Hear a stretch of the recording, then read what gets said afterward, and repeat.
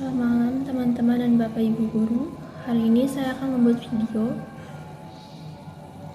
video yang menjelaskan tentang pendudukan Jepang di Indonesia di poin yang akhir pendudukan Jepang di Indonesia dan pengaruhnya terhadap Indonesia.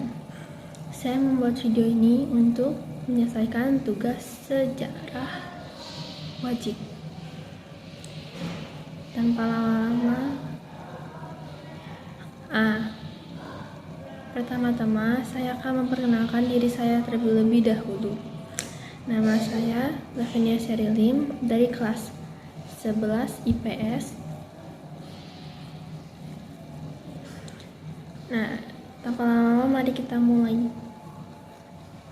Pertama-tama saya akan menjelaskan di poin E, akhir pendudukan Jepang di Indonesia, bagian yang pertama, yaitu janji kemerdekaan dan BPUPKI. Sekitar akhir tahun 1944, kedudukan Jepang dalam Perang Pasifik sangatlah terdesak. Dalam kondisi yang sudah sangat terdesak, Jepang mengulangi kembali janjinya memberikan kemerdekaan terhadap Indonesia. Untuk membuktikan kesungguhannya, Jepang mengirimkan utusan untuk mengumumkan dibentuknya Dokuritsu Junbi Chosakai atau Badan Penyelidik Usaha-usaha Persiapan Kemerdekaan Indonesia yang disingkat BPUPKI. Badan ini bertugas menyelidiki berbagai hal yang terkait politik, ekonomi, pemerintahan, dan lain-lain yang diperlukan bagi pembentukan sebuah negara yang merdeka. BPUPKI diketuai oleh Dr. Rajiman Weddiodiningrat dengan wakilnya yaitu RP Suroso. BPUPKI melaksanakan sidang pertamanya pada tanggal 25 Mei sampai 1 Juni 1945.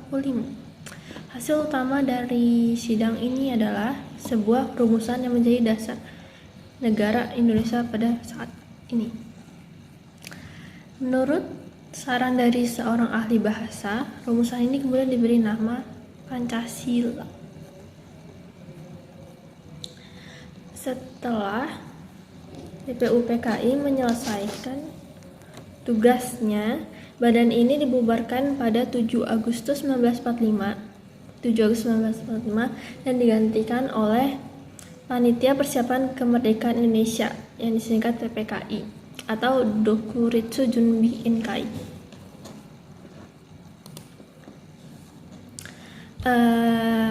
Anggota-anggota dari PPKI ini datang ke markas pusat Jepang di Asia Tenggara, yaitu di Dalat, Vietnam. Dalam pertemuan itu, penguasa tertinggi Jepang mengatakan akan memberikan kemerdekaan kepada bangsa Indonesia pada 24 Agustus 1945 dengan wilayah meliputi seluruh wilayah bekas Hindia Belanda. Poin yang kedua adalah proklamasi kemerdekaan. Sekembalinya Soekarno, Hatta, dan Rajiman Weddiodiningrat dari Dalat, diperoleh informasi bahwa Jepang telah menyerah kepada sekutu setelah bom atom sekutu meluluhlantahkan kota Hiroshima dan Nagasaki. Selanjutnya, atas tekad bersama dan dipelopori oleh tokoh-tokoh pemuda pergerakan nasional, bangsa Indonesia kemudian memproklamasikan kemerdekaannya pada 17 Agustus 1945, 7 hari lebih maju dari tanggal yang dijanjikan oleh Jepang. Kita akan masuk ke poin selanjutnya, yaitu bagian E, pengaruh penjajahan Jepang pada masa kini. Yang pertama, bidang sosial budaya. Dalam bidang sosial budaya, pengaruh penjajahan Jepang yang terasa hingga kini tampak dalam struktur masyarakat, bahasa, kesenian, dan pendidikan. Struktur masyarakat. Pada masa pemerintahan kolonial Belanda, Indonesia tidak mengenal desa selaku unit pemerintahan terkecil. Namun sejak pendudukan Jepang, Indonesia menjadi mengenal desa yang dibagi menjadi beberapa struktur seperti RW dan RT. Lalu bidang selanjutnya kesenian. Jepang mendirikan Keimin Bunka Shidoso atau Pusat Kebudayaan pada 1 April 1943 di Jakarta. Fungsi lembaganya adalah mewadahi aktivitas budayawan Indonesia agar tidak menyimpang dari tujuan Jepang.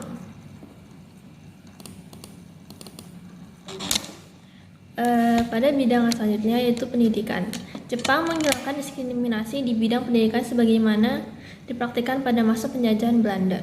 Pada masa pendudukan Jepang, rakyat dari lapisan manapun atau golongan manapun berhak untuk mengenyam pendidikan formal.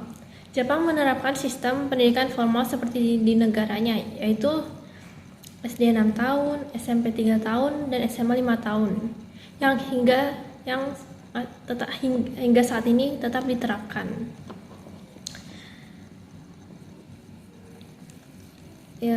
Poin selanjutnya, bidang militer.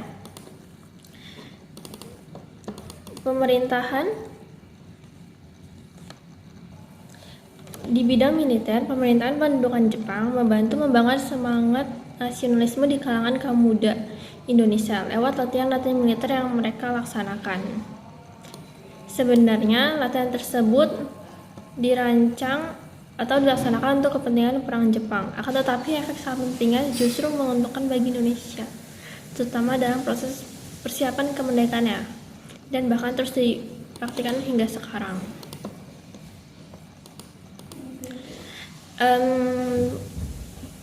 Pendudukan Jepang di Indonesia menghasilkan dampak positif dan negatif. Dampak positifnya adalah kesempatan bagi bangsa Indonesia untuk menjadi birokrat. Bahasa Indonesia dijadikan bahasa pengantar dalam dunia pendidikan. Status sosial pribumi mengalami kenaikan. Kesempatan bagi rakyat Indonesia untuk memperoleh pendidikan atau sekolah. Lalu yang terakhir, berdirinya peta bagi para pemuda memperoleh pendidikan militer dan penanaman jiwa nasional.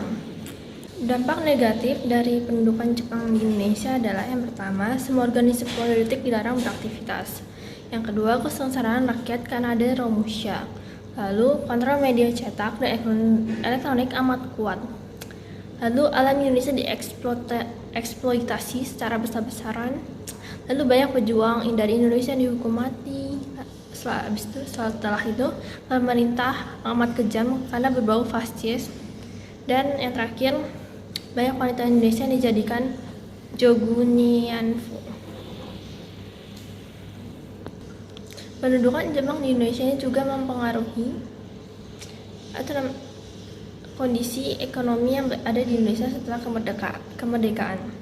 Yang pertama adalah inflasi yang sangat tinggi. Keadaan ekonomi Indonesia pada akhir kekuasaan Jepang dan pada awal berdirinya Republik Indonesia sangat kacau dan sulit.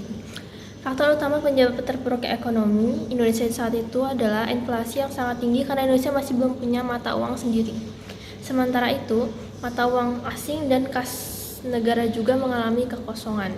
Terjadi inflasi yang tinggi juga dipicu oleh adanya peredaran mata uang Jepang yang masih tidak terkendali, sedangkan nilai tukarnya sangat rendah. Dampak bagi ekonomi yang kedua adalah kas negara yang kosong. Jepang menggunakan uang kas negara untuk membeli senjata dan perlengkapan perang untuk negaranya sendiri. Itulah mengapa kas Indonesia menjadi kosong dan pada awalnya negara Republik Indonesia keadaan perekonomian sangat kacau. Yang bertambah parah pada saat Belanda kembali masuk. Oke, sekian penjelasan dari saya mengenai akhir dari pendudukan Jepang dan pengaruhnya bagi Indonesia. Jika ada kesalahan kata, mohon maaf. sedalam-dalamnya. Terima kasih. Delicious.